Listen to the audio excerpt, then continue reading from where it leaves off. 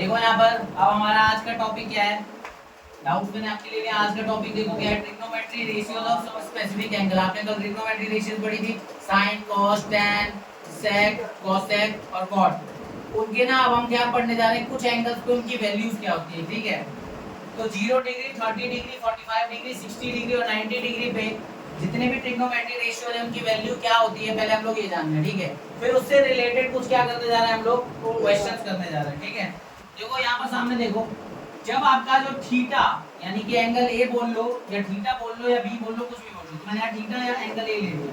यहाँ पे जब साइन थीटा, जब थीटा जो है वो 0 डिग्री होगा, यानी कि साइन 0 कितना होगा, 0।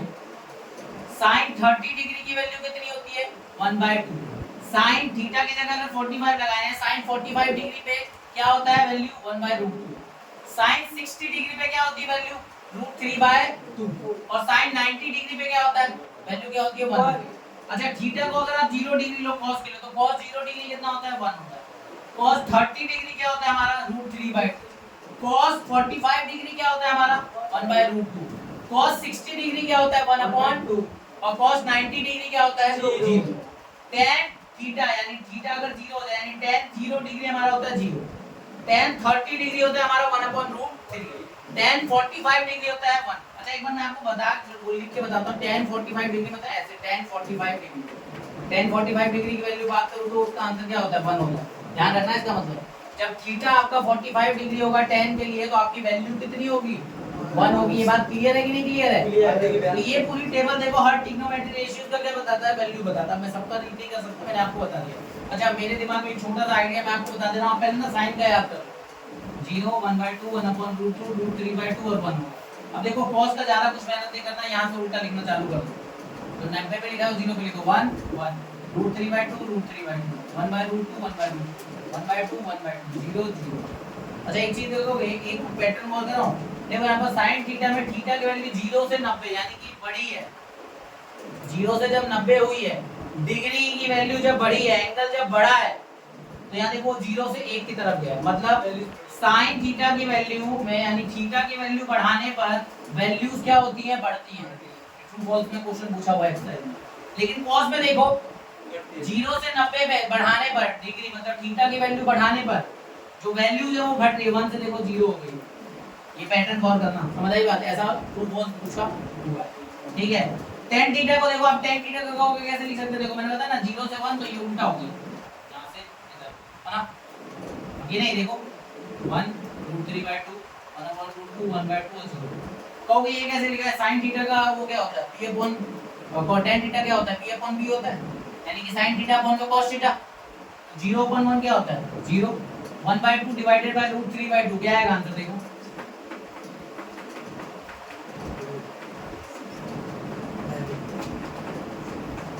देखना, यही आ रहा है क्या? इसको वैसे डिवाइड करो 1 आ जाएगा, इन दोनों को आपस में डिवाइड करो, ये आ जाएगा। अच्छा, 1 को 0 से डिवाइड करोगे, आपको पता है नॉट डिफाइंड, पॉसिबल ही नहीं है। समझ आया? अच्छा, अब इतना आ गया ना तीनों का समझ, तो फिर क्या मेहनत बची, cosec किसका उल्टा होता है, sin का। तो 0/1 का उल्टा, 0/1 का उल्टा करो, 0 उल्टा 1/0 हो जाएगा। तो 1/0 तो नॉट डिफाइंड होता है। 1/2 का रेसिप्रोकल 2/1, 1/√2 का रेसिप्रोकल √2/1, 3/2 का रेसिप्रोकल √2/√3 और 1/1 का रेसिप्रोकल 1। आगे आ जाओ, sec किसका उल्टा रेसिप्रोकल होता है, cos का। 1/1 1 होगा, √3/2 2/√3 होगा, 1/√2 √2/1 होगा, 1/2 2/1 होगा, और 0/1 का उल्टा करोगे तो 1/0 आएगा। तो इसी के नीचे 0 नहीं लगा सकते, नॉट डिफाइंड। cot आ जाओ, tan का उल्टा, तो 0/1 का उल्टा 1/0 नॉट डिफाइंड। 1/√3 का उल्टा क्या हो जाएगा, √3/1 यानी कि √3। 1/1 का उल्टा 1/1 होगा यानी कि 1। √3/1 का उल्टा 1/√3 हो जाएगा, और नॉट डिफाइंड का उल्टा जाहिर सी बात है 1/0 था तो 0/1 यानी कि 0। आगे समझ, एक का आंसर लो, बाकी पूरी टेबल हो जाएगी। अच्छा, जब भी इस तरह का सवाल आए टेबल तुरंत बना लेना, तुरंत फाइनल का पेपर हो तब भी लास्ट में फटाफट बना लेना। अगर ऐसा कोई क्वेश्चन आना तो फिक्स ही रहता है, कहीं ना कहीं काम पड़ ही जाता है, आपको बना लेना, तो मुश्किल से 30 सेकंड नहीं लगना। ठीक है, नेक्स्ट क्वेश्चन देखो, अब इसके बेसिस पे क्या बोला है, sin 60 degree multiply cos 30 degree plus sin 30 degree multiply cos 60 degree. कुछ नहीं करना, sin 60 डिग्री की वैल्यू क्या होती है, देखो sin 60 degree √3/2 √3/2 multiply cos 30 degree की वैल्यू √3/2 सही है, प्लस sin 30 की वैल्यू 1/2 मल्टीप्लाई cos 60 की वैल्यू 1/2। अब ज्यादा मेहनत नहीं करेंगे, फ्रैक्शन का मल्टीप्लाई तो सीखा ही होगा बचपन में। √3 × 3 क्या होता है √9, और √9 का मतलब क्या होता है 3, 2 दूना 4 प्लस 1 1 जा 1 और 2 2 जा 4, 4 कॉमन है, 4 का 4 ही आएगा एलसीएम। 3 + 1 क्या हो जाता है 4, 4/4 क्या होता है 1। ऐसे एक्सरसाइज में 3-4 क्वेश्चन दिए हुए कर लोगे, ठीक है। आगे चले, चलो इधर देखो, कह रहा है एक ट्रायंगल एबीसी है, ट्रायंगल एबीसी है, बना लेते हैं। राइट, अच्छा 90 डिग्री बी पे बन रहा है, सही बनाया, देखो मैंने ट्रायंगल, है ना। AB 5 सेंटीमीटर है, लो बना लिया AB 5 सेंटीमीटर। ACB 30 डिग्री है, ACB ये 30 डिग्री है। अब determine the length of BC at AC, मतलब आपको क्या निकालना है, BC कितना है और AC कितना है। आपको दिया क्या है, आप पाइथागोरस थ्योरम नहीं लगा सकते, बताओ क्यों नहीं लगा सकते, केवल एक साइड दी हुई है, क्योंकि कैसे करेंगे, अरे ये देखो ये रहा, अब देखो थोड़ा, ये देखो 30 दिख रहा है आपको। अच्छा sin C को क्या लिख सकते हो, sin C को थोड़ा देखना, P/H होता है। अच्छा C के लिए P क्या है, AB सही, और H क्या है, सही बोल रहा हूँ। अच्छा C खुद कितना दिया हुआ है, sin 30 डिग्री, सही है। अच्छा AB/AC सही है, AB रख के मार दिया दिया ना। अब AB कितना है 5, AC कितना है पता नहीं। अच्छा एक चीज और, sin 30 डिग्री की वैल्यू तो हम जानते हैं 1/2, देखना इक्वेशन बन गई क्या, 1 × AC = 5 × 2, 1 × AC 5 × 2 10, यानी कि 10 सेंटीमीटर, AC आ गया 10 सेंटीमीटर। कोई दिक्कत है क्या, चलो कोई दिक्कत नहीं, तो बढ़िया। अब क्या निकालना है, ओ BC रह गया है, तो BC रह गया तो एक काम करते हैं ना, इस बार वो लगा लेते हैं, क्या बोलते हैं, cos लगा लेते हैं ना, cos C यानी कि B/H, यानी कि BC/AC नहीं, ओके BC/AC हाँ लगा लेते हैं, ठीक है। अब cos क्या हो जाएगा, cos 30 = क्या हो जाएगा, B कितना है BC और AC, cos 30 की वैल्यू कितनी होती है, आगे cos 30 ये रहा √3/2, और BC कितना है हमारा, BC नहीं है, वही निकालना है। AC हमारा आ चुका है 10, क्रॉस मल्टीप्लाई कर दो, क्या आ जाएगा BC, √3 × 10 = BC, और ये 2 यहीं रहेगा, सही है। ये मैं इसको इधर नहीं ले जा रहा, यहीं ले जा रहा हूं, आंसर आ जाएगा क्या 5√3। कोई डाउट, अच्छा कुछ बच्चे कहेंगे cos क्यों लगाऊं, tan नहीं लगा सकता, बिल्कुल लगा सकते हो, tan C हो जाएगा P/B, यानी कि AB/BC, उससे डायरेक्ट आंसर आ जाएगा वहां पे। उस समय आप क्या करोगे, tan 30 लगाओगे 1/√3, तब भी वही आएगा। करके देखना चाहो तो कर सकते हो, करके दिखाऊं या कर लोगे, कोई डाउट तो नहीं है आप। तो आपको यहाँ पर किसका यूज हुआ, एंगल्स के वैल्यू का ना, मतलब जो ट्रिग्नोमेट्री रेशियोज हैं उसका पर्टिकुलर एंगल पे वैल्यूज का आपने इस्तेमाल करा, इसी कॉन्सेप्ट का यूज करा। अगला क्वेश्चन करें, अगला क्वेश्चन देखो यहाँ पर, in triangle PQR right angle at Q है, लो एक ट्राइंगल PQR बना लिया, Q पे क्या बना लिया 90 डिग्री, ये P हो गया, यार हो गया, कोई डाउट। PQ 3 सेंटीमीटर है, 3 सेंटीमीटर बना लिया यहाँ पर, PR जो है वो 6 सेंटीमीटर है, कहाँ PR 6 सेंटीमीटर है। पता है अब आपको थोड़ा सा मेहनत करने के लिए दे दिया है, QPR निकालना है आपको, QPR ये निकालना है, और फिर PRQ निकालना है, ये वाला एंगल निकालना है।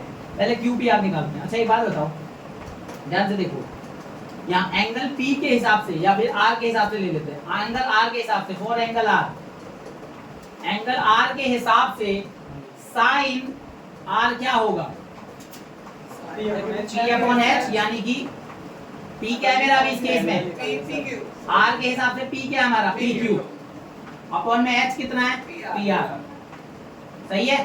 तो साइन R के हिसाब से आप लिखो यहाँ पर, तो PQ कितना हो गया 6, नहीं PQ हो गया 3, और PR कितना हो गया हमारा 6, इसको कट करोगे क्या आ जाएगा, तो साइन R क्या आ गया हमारा 1/2। अच्छा ध्यान से देखो, साइन थीटा या साइन R लिखूं या A लिखूं, तो साइन R यानी साइन थीटा यानी साइन A की वैल्यू 1/2 कहाँ होती है, ढूंढते, ये रहा कितने डिग्री पे, इसका मतलब आर कितना हो जाएगा 30 डिग्री। और आर का मतलब क्या हुआ, आर 30 डिग्री होने का मतलब यहाँ पर क्या है, एंगल पी आर क्यू।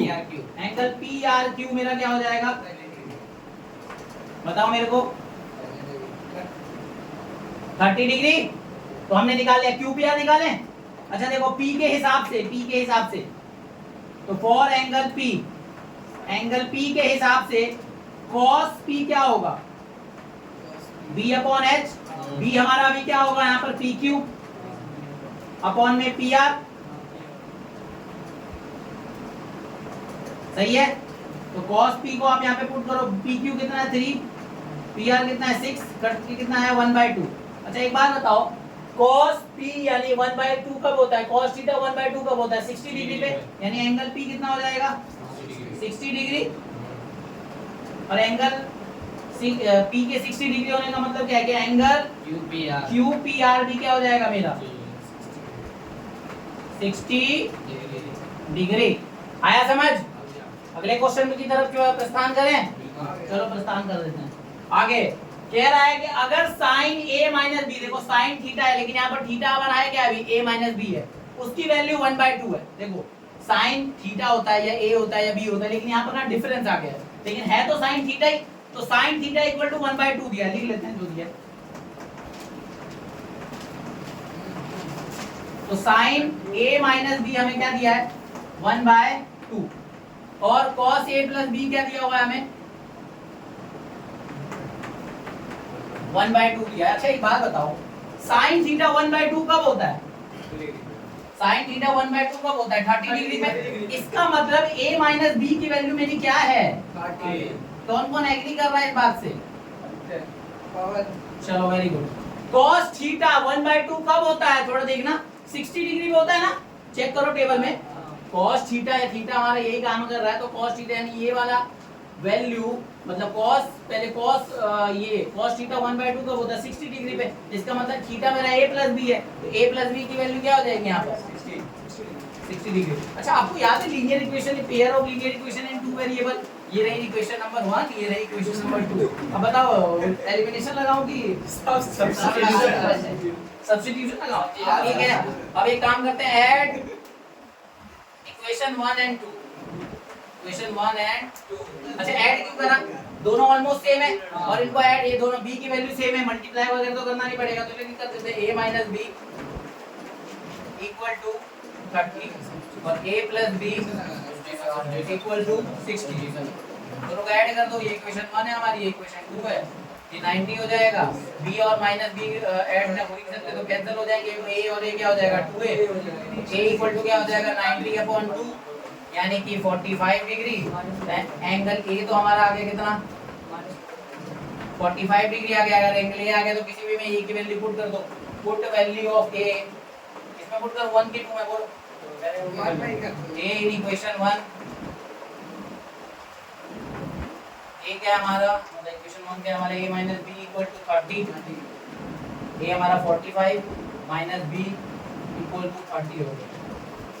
यहाँ से देखो ये माइनस का इधर आके क्या हो जाएगा प्लस का, और ये प्लस का तो इधर आके क्या हो जाएगा माइनस का। 45 में से 30 गया तो बचा 15 इक्वल टू क्या हो गया हमारा एंगल B। एंगल B हमारा क्या हो गया 15 डिग्री, क्या हो गया हमारा 15 डिग्री, ठीक है। आई बात समझ, डाउट है देख सकते हो, एक स्क्रीनशॉट।